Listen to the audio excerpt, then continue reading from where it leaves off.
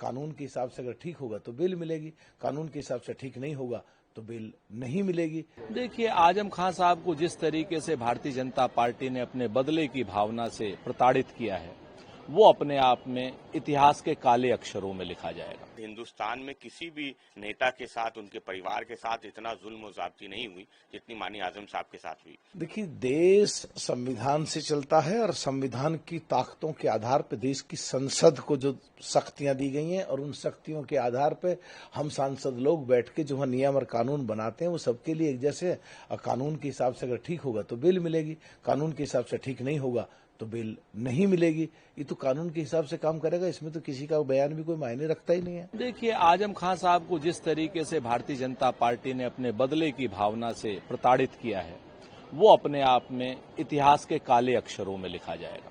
Bharatiya Janata party जिस तरीके से भी दुश्मनीपूर्ण व्यवहार कर रही है एक जनप्रतिनिधि के साथ, एक 8-8 बार रहे विधायक के साथ, वो अपने आप में एक अक्षम्य अपराध की तरीके से है।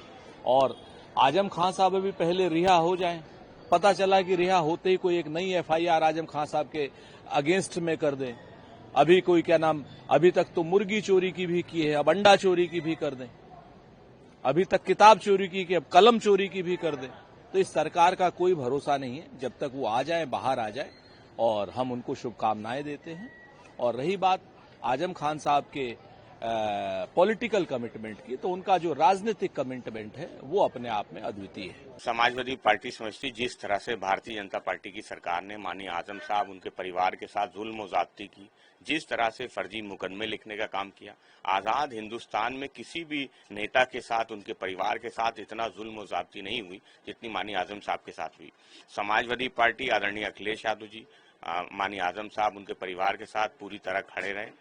उनकी लड़ाई सड़क से लेकर सदन तक और न्यायपालिका तक लड़ने का काम किया। इसलिए समाजवादी पार्टी समझती कि आज जब माननीय आजम साहब की रिहाई होनी है तो कुछ न कुछ अड़चन भी है जो भारतीय जनता पार्टी की सरकार लगाना चाहती है, लेकिन हमें भरोसा है न्यायपालिका पे कि माननीय आजम साहब को न्याय मिलेगा, वो जल्द बाहर आएंगे।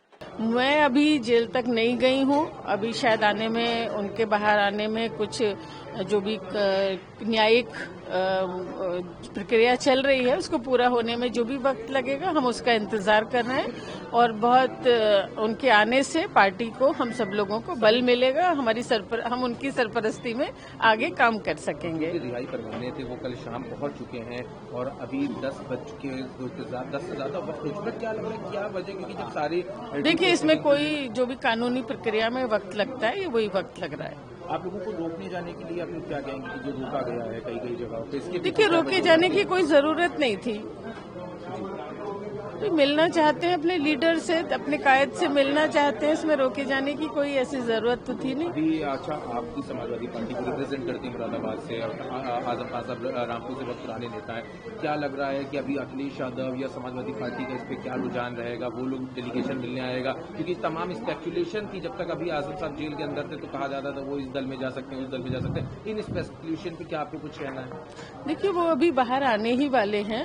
आप उनसे बात करिए, वो ज्यादा इस पे रोशनी डाल सकेंगे। वैसे मेरी जानकारी में ऐसा कुछ नहीं है कि वो कहीं जा रहे हैं या नहीं जा रहे हैं। ये अभी आ जाने दीजिए, अब तो इंतजार की घड़ियां खत्म होने वाली हैं।